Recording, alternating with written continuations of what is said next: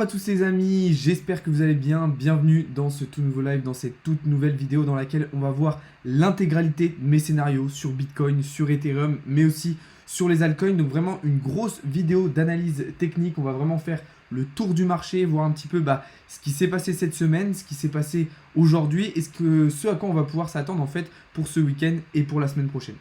Donc vraiment une grosse vidéo d'analyse technique. Aujourd'hui, on va voir beaucoup de choses, beaucoup d'analyses, beaucoup de prises de position aussi qu'on va pouvoir prendre potentiellement en direct si on voit des configurations et des opportunités intéressantes. On se posera dans une deuxième partie de vidéo la question de l'avenir des cryptos pour réagir à un débat qu'on a eu cet après-midi dans le Discord qui était très intéressant. Et enfin, dans une troisième partie, comme d'habitude, on parlera de quelques petites actualités très intéressantes que j'ai à vous partager aujourd'hui. Donc bienvenue à tous sur le live, bienvenue à tous sur la vidéo, j'espère que vous avez tous passé une bonne semaine. On va pouvoir commencer très rapidement, mais juste avant ça, je vous le rappelle qu'il y a toujours un gros concours sur Instagram et sur Twitter, donc n'hésitez pas à aller participer, vous avez tous les liens en bio et en description. C'est parti les amis, on va pouvoir commencer du coup tout de suite avec une première analyse globale du marché. Globalement, on est sur une semaine verte et sur une journée verte. Donc vous voyez avec un Bitcoin qui est au-dessus des 21 000 $, et Ethereum qui est au-dessus des 1200 $. Par contre, c'est beaucoup plus hétérogène du côté des altcoins, avec certains qui sont un petit peu plus en difficulté, d'autres qui performent plutôt bien. Donc globalement, c'est une journée assez hétérogène, ce qui est assez représentatif en fait de ce qui s'est passé cette semaine. Du côté de l'indice Fear and Greed, on a un indice à 20 aujourd'hui. Ça faisait un moment qu'on n'avait pas vu un indice aussi haut. Alors ça reste bas et on reste dans un niveau de peur extrême, mais globalement, au vu de ce qu'on a eu les semaines précédentes, ça reste quand même beaucoup plus élevé. Donc ça démontre quand même de la confiance qui revient un petit peu sur le marché, de l'optimisme qui revient un petit peu sur le marché. Mais attention, on verra tout à l'heure que ça pourrait être seulement un gros piège. Et enfin, du côté de l'indicateur Blockchain Whisper, on voit que les shorts ont repris l'avantage sur les longues. C'est logique, le prix monte, donc il y a davantage de personnes qui sont plutôt en train d'essayer de short. Mais vous le savez, la majorité a souvent tort, donc attention, ça pourrait être encore une fois un piège. Comme je vous le disais, tout ça s'explique donc par un Bitcoin au-dessus des 21 000 $ et qui s'approche des 22 000 $. Maintenant, est-ce que ce scénario haussier va réellement se confirmer ou pas? Alors, globalement, sur aujourd'hui, on voit qu'on a très bien cassé le pattern H4, mais qu'on a été rejeté à l'entrée en fait de notre pattern weekly, donc au niveau des 22 000 $. Par contre, ce qui est très intéressant, c'est que vous voyez que tout à l'heure, on est revenu tester ici la Tenkan, la petite courbe qu'on a en bleu. On est revenu la tester et on a bien rebondi dessus. Donc ça, c'était une chose déjà très importante. Pourquoi? Parce que si on ne rebondissait pas sur la Tenkan, il y avait deux options. Soit on allait ensuite tester la Kijun pour faire un pullback, donc rebondir ici et repartir vers le haut. Soit en fait, on ne tenait pas la Kijun non plus et dans ce cas-là, on allait faire un fake out pour au final réintégrer et casser par le bas. Alors rien n'est joué, ça ne veut pas dire que là, pendant le week-end, on ne va pas justement revenir tester ici la Kijun, mais pour le moment, la Tenkan a bien tenu. L'objectif donc désormais, ça va être réellement de casser ici le pattern weekly, de réintégrer le pattern weekly pour aller chercher les targets qu'on s'était fixés, les premières targets qu'on s'était fixées en direction des 23 500 $. Donc là, vous voyez qu'on est rentré en position. Pour l'instant, ça se passe bien. Moi, j'ai déjà pris un petit peu de profit quand on est arrivé sur le pattern weekly, histoire de me protéger un maximum. J'ai pris un petit peu de profit pour déjà récupérer des premiers gains. Et puis on verra ensuite comment va réagir le prix si on arrive à aller chercher les 23 500 ou pas. Alors vous allez me dire pourquoi les 23 500 $? Eh bien parce qu'en weekly, ça correspond en fait à la prochaine zone de Fibonacci qu'il faudra aller chercher. En tout cas, si on arrive à clôturer là en weekly au-dessus des 20 000 $, on aura un bon signal haussier. Et le mieux, ce serait même de clôturer cette semaine en weekly au-dessus des 23 500 $. Là, on aurait un très bon signal haussier à moyen long terme qui pourrait potentiellement nous aider à venir chercher plus haut au cours de l'été. Bon, en réalité, je pense que tout ça, c'est un petit peu ambitieux, c'est un petit peu utopiste. Pourquoi? Parce que, moi, je m'attends plutôt à un été assez calme. Soit on va stagner dans cette zone autour des 20 000 $, soit on va rechercher un petit peu plus bas pour rester en fait dans un gros range là entre les 17 000 et les 22 000 $. Pour l'instant, en tout cas, il est encore trop tôt pour le dire, ça c'est une évidence. Mais moi, je pense que tout ça, là, tout ce qu'on voit, encore une fois, ça pourrait être qu'un piège. Ça pourrait être qu'un piège qui nous ramènerait plus bas. Je vous le rappelle que pour le moment, en weekly, en daily et même là en H4, on n'a pas encore de vrais signaux haussiers. On est toujours dans des configurations baissières. Et d'ailleurs, le pattern qu'on a ici en H4 est une configuration baissière puisque c'est un triangle descendant qui normalement nous permet justement de prolonger cette tendance baissière. Donc attention, peut-être que tout ça est seulement un piège à boules, peut-être qu'on est tout simplement venu chercher de la liquidité pour au final aller chercher par le bas. Donc moi je vous recommande d'être extrêmement prudent dans vos prises de position, dans vos choix, dans vos scénarios, puisque on va être clairement sur une grosse volatilité qui va arriver ce week-end et surtout la semaine prochaine, et donc il y aura forcément beaucoup de pièges. Donc il faut être extrêmement prudent, il ne faut pas hésiter à prendre des profits très rapidement, il faut éviter de rester exposé trop longtemps sur des prises de position pour se protéger un maximum. Donc voilà un petit peu déjà l'idée qu'on a sur Bitcoin. De son côté, Ethereum, lui, il est encore plus intéressant que Bitcoin. Vous le savez, on le répète à chaque fois, mais depuis plusieurs jours, Ethereum performe beaucoup mieux que Bitcoin et performe beaucoup mieux que l'ensemble du marché. Il est repassé au-dessus de sa résistance des 1000 $, il est repassé au niveau de ses trois niveaux, c'est au-dessus de ses 3 niveaux de Fibonacci, et il est repassé au-dessus du nuage d'Ichimoku. Et là, hier soir, la chose encore plus intéressante, c'est qu'il a réintégré son pattern weekly. Donc là, sur Ethereum, on est très très bien. On voit qu'on est actuellement en train de valider un pullback, justement, sur ce pattern weekly, avec pour objectif de venir chercher les 1400 $. Alors maintenant, on va regarder, comme pour Bitcoin, en weekly, qu'est-ce qui se passe du côté d'Ethereum. Ce qui se passe, c'est que là, on est déjà repassé au-dessus du niveau 0,382 de Fibonacci, ce que Bitcoin n'a pas encore fait. Là encore, on voit qu'Ethereum performe mieux. Et si justement, cette semaine, on arrive à la clôturer sur Ethereum au-dessus de ce niveau de Fibonacci, alors là encore, on aura un bon signal haussier à moyen long terme. Le problème, c'est que évidemment, Ethereum va rester dépendant de ce que va faire Bitcoin. Donc si le scénario haussier en weekly se valide pour Bitcoin, il se validera aussi pour Ethereum et on verra un marché qui se relance. Mais si du côté de Bitcoin, on fait un fake out et qu'au final on vient casser par le bas, eh bien on aura exactement la même chose pour Ethereum qui reviendra alors probablement chercher des targets en direction du prochain niveau de Fibonacci. Donc on est dans une situation très particulière, on est dans une situation très incertaine, où et encore une fois il va falloir être extrêmement prudent puisqu'il va y avoir beaucoup de pièges, il va y avoir beaucoup de volatilité. Justement, cette volatilité, on va pouvoir s'en servir, c'est-à-dire qu'on va pouvoir en profiter pour prendre un certain nombre de positions.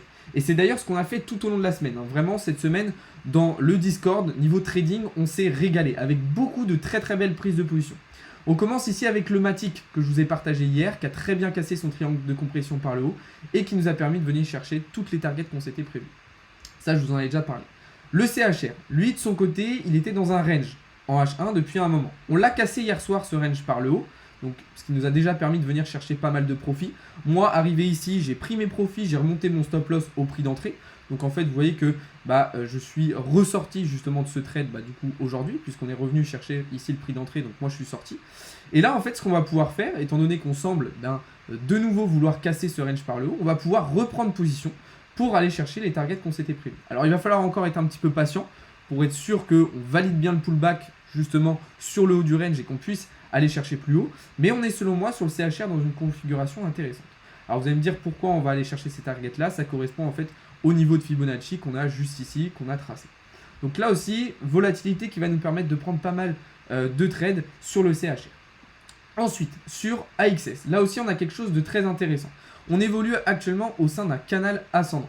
Alors là, comment trader un canal ascendant? Vous avez trois options. Soit vous tradez en fait au sein de ce triangle ascendant. Donc c'est-à-dire que vous allez short quand on arrive en haut et long quand on arrive en bas. Ce qui était largement faisable depuis plusieurs jours avec un AXS qui a bien évolué au sein de ce canal ascendant.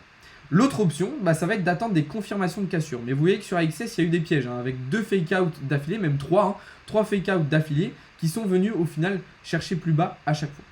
Alors vous le savez, un canal ascendant, effectivement, c'est généralement un pattern qui vient casser par le bas. Mais là, au vu de la configuration qu'on a sur Bitcoin et Ethereum, on va en fait surtout attendre de voir si finalement on ne prolonge pas cette tendance haussière au sein de ce canal ascendant. Donc c'est la raison pour laquelle moi je continue de prendre pas mal de positions au sein de ce canal. J'essaie de trader à court terme. Là par exemple c'est ce que j'avais fait en prenant une position sur le rebond ici du nuage, donc de cette manière, et puis en essayant d'aller chercher des targets sur le haut du canal ascendant justement.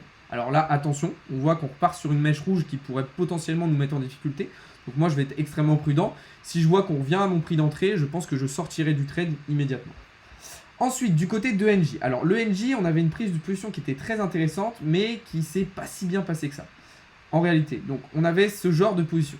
Là, ça demandait pas mal d'expérience. Pourquoi? Parce qu'en fait, il était très important, ici sur le top, de prendre des profits et de remonter son stop loss au prix d'entrée. C'est exactement ce que j'ai fait et ce que je vous ai conseillé de faire d'ailleurs ce matin en vidéo sur TikTok, en analyse sur TikTok, puisque vous voyez qu'au final, on a fait un fake out et on est venu casser par le bas ce triangle de compression. Donc là, c'était un trade un petit peu plus compliqué, qui demandait un petit peu plus d'expérience, qui demandait aussi un peu plus de temps, parce que ça demandait aussi du coup de surveiller un petit peu son graphique, surveiller son trade. Mais vous voyez que même si on a une belle volatilité, cette volatilité, elle entraîne aussi des pièges et des fois des fake out comme on a eu juste ici. Ensuite, du côté du Apecoin, alors là, vous avez été nombreux à me demander ces derniers jours d'analyser le Apecoin.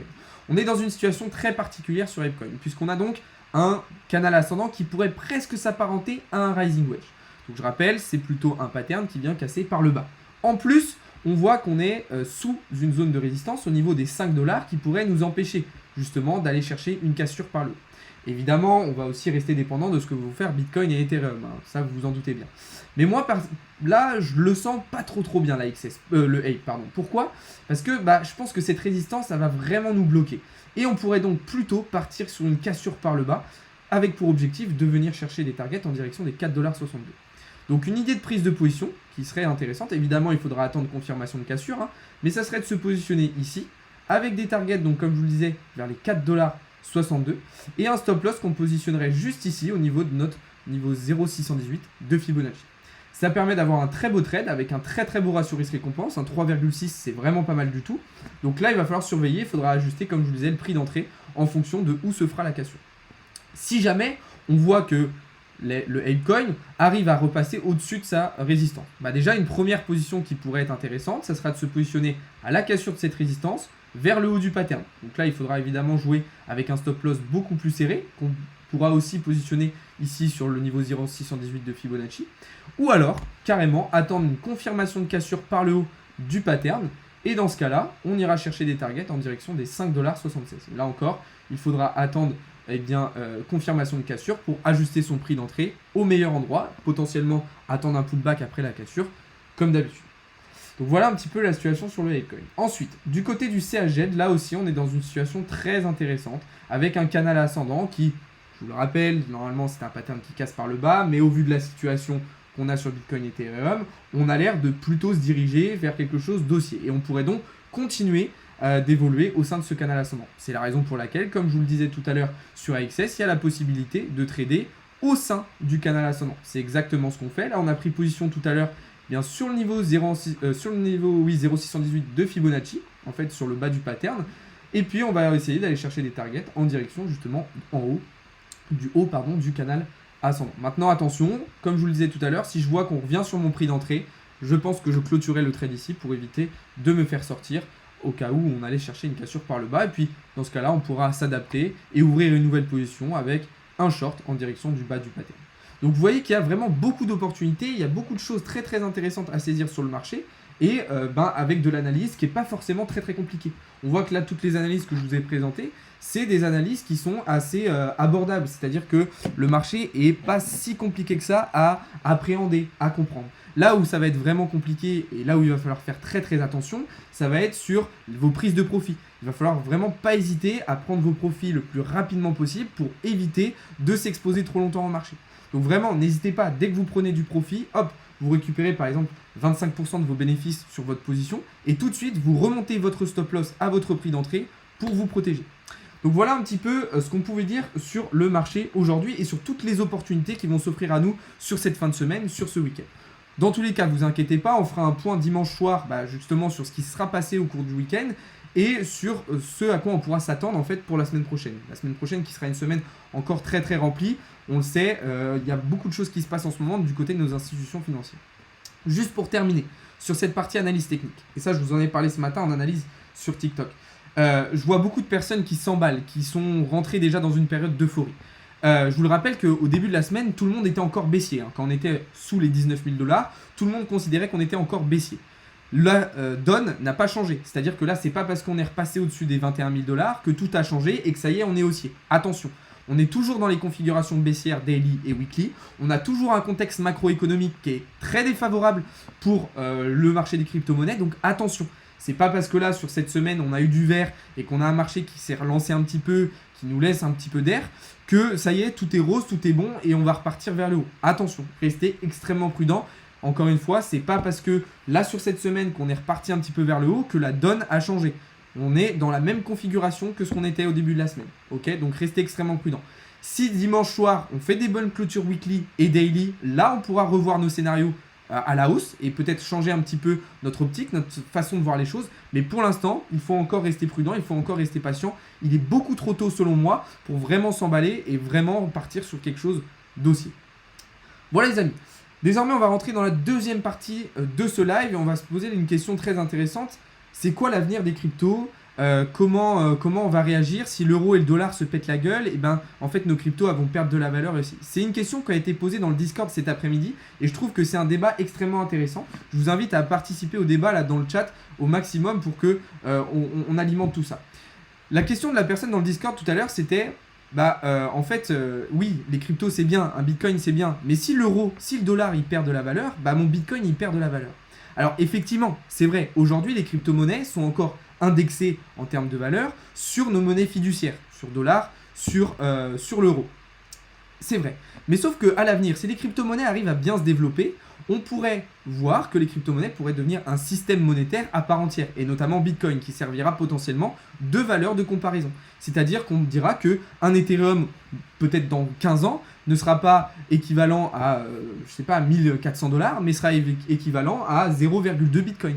Peut-être qu'on parlera de cette manière-là. Donc, ce qu'il faut comprendre, c'est que oui, les crypto-monnaies perdent de la valeur face aux monnaies fiduciaires, mais en réalité, elles gardent leur valeur. Un bitcoin, quelle que soit la valeur de l'euro, vaudra toujours un bitcoin. C'est ça qui est intéressant avec les crypto-monnaies. C'est qu'elles ne sont pas, entre guillemets, dépendantes, leur valeur intrinsèque n'est pas vraiment dépendante des monnaies fiduciaires. Et si on se pose cette question-là, on peut se dire aussi, dans tous les cas, notre euro perd de la valeur. Notre euro perd de la valeur. Ce que vous pouviez acheter avec 100 € il y a encore quelques mois, au début de l'année 2022, vous ne pouvez absolument pas vous l'acheter aujourd'hui. Pourquoi ? Parce qu'il y a de l'inflation. Donc déjà les prix augmentent et parce qu'on a la valeur même de l'euro, on le voit en ce moment, qui se pète la gueule totalement. Si vous voulez comprendre ça, d'ailleurs je vous invite à aller voir la vidéo d'avant-hier que je vous ai sortie sur YouTube, donc de mercredi soir, où je vous explique un petit peu les raisons de cette chute de l'euro et les conséquences, qu'est-ce que ça va engendrer sur notre économie, sur notre façon de vivre, etc. etc. Donc l'avenir des cryptos, il est dans quoi ? Il est dans la force qu'elles vont avoir potentiellement à devenir un système, un système monétaire, en fait un écosystème à elles-mêmes et ne plus avoir besoin en fait à côté des monnaies fiduciaires pour se comparer en fait et qu'on ait juste nos valeurs même de Bitcoin, d'Ethereum qui ne soient pas forcément comparées à de l'euro ou du dollar. C'est ça qui est très très intéressant et c'est ça la force des crypto-monnaies. Du coup voilà un petit peu ce qu'on pouvait dire. On va rentrer désormais dans la troisième partie de ce live qui va concerner quelques actualités très très intéressantes que j'ai à vous partager aujourd'hui les amis. Et la première va concerner un protocole, un écosystème que j'apprécie particulièrement, c'est celui de l'AAVE. Pourquoi il y a une news intéressante ? Eh bien puisque l'AAVE va potentiellement sortir son propre stablecoin. Vous le savez, aujourd'hui les stablecoins sont en difficulté, sont dans la tourmente, sont dans la critique. Il y a eu des gros problèmes sur certains stablecoins comme l'UST notamment de Terra ou l'USDD de Tron. Et bien là, ce qu'ils veulent faire à AVE, c'est de vraiment mettre en place un stablecoin totalement décentralisé, qui soit vraiment natif de l'écosystème à AVE et qui leur permette justement d'assurer une certaine sécurité, mais aussi d'avoir une organisation autonome et décentralisée. C'est ce qu'on appelle un DAO. Donc moi, je pense que c'est une très très bonne initiative. Déjà que AVE est pour moi un écosystème très très performant qui a beaucoup de potentiel. Je pense que apporter et rajouter un stablecoin à leur écosystème justement et à leur protocole est une très très bonne idée.